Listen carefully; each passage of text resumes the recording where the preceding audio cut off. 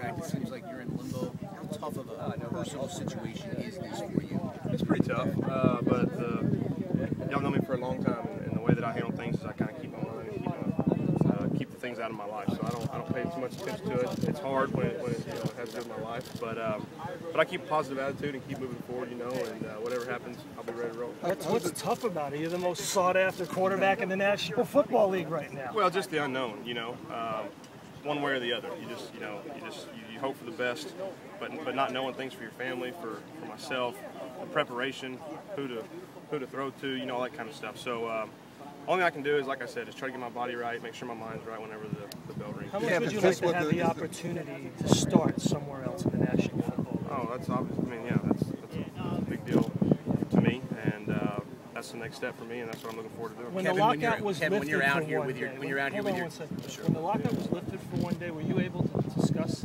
with any other teams what was happening? No, there wasn't much discussion.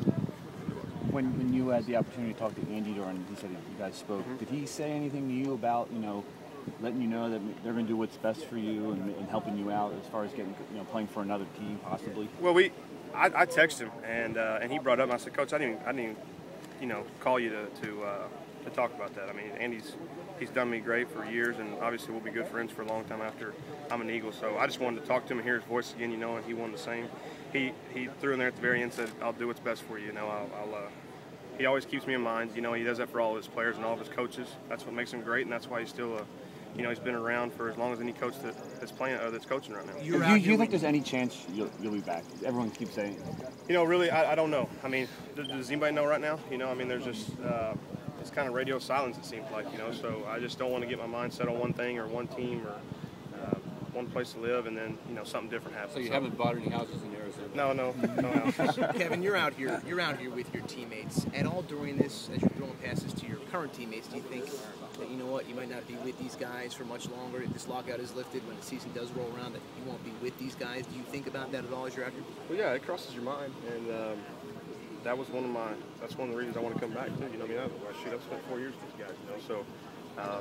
They're more than teammates to me, and that's what I was telling somebody yesterday. It's great that I can come back into town after not seeing them for 3 or 4 months, and it's like they never left. So that's something that football has that I'm not sure that other sports do, or maybe that sports has that regular life doesn't have.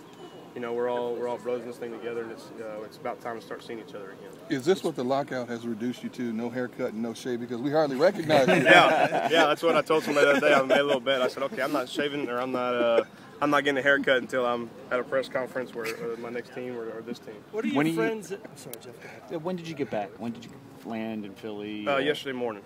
So I just hung out with the guys yesterday, and then of course we're gonna get work today and try to get something in tomorrow, and then hang around for the weekend and be gone. How often did you work out at home, and who did you work out with at home in Texas? A few different guys. Chad Hall's around, so I've been throwing to Chad some. A couple other guys there that are around my area, and then I work out a little high school there and keep it quiet and get in there, close the doors, and get to work. That's kind of my style. Kevin, right now that let's say the lockout is lifted, you're not a free agent at this point. If a trade can't be worked out, how upsetting would that be if you are on the Eagles, let's say, for the whole season? You are under contract with the Eagles. How tough would that be? Because, look, you just want your opportunity to be a starter in this league. Yeah, I want my opportunity. That's if the situation can't be avoided, I'm not going to sit there and be a turd. That's not my style. I think that I've voiced my opinion, and there's nothing more that I can do. And I'll, whatever situation, just like always, whatever situation arises, then I'll roll with the punches. Is it tough not to think about, okay, what if this goes into August or September? A team's not going to trade for a quarterback that doesn't know their offense. I could just, circumstances could take this out of my hands. Yeah, you could keep going down the question. There's a list of questions, so nobody knows the answers. And to say that didn't cross my mind, I'd be lying. So again, a lot of unknowns. Just keep the slate clean and keep working hard, and hopefully it works out. Specifically on these practices, how great is it that Mike organized these, and Brent and your teammates, at least for now, are coming together during this lockout and making sure that they are in shape when the season does roll around? Yeah, it's awesome, and I think most of the teams are doing it. I think most guys realize this at this time of the year, you kind of feel that need to, hey, let's get back together and let's start doing some stuff, even if the coaches aren't organizing it or whatever. But we've always had a great group of players, a great group of guys that want to work hard, so that's a tribute to Howie and Andy and putting together the right staff and the right group of guys. And of course, they were going to get together and work. You've been talking to Mike a lot during. I know you guys still remain close. Yeah, absolutely. What has he told you about We don't even talk future. about it. Yeah. Talk about fishing.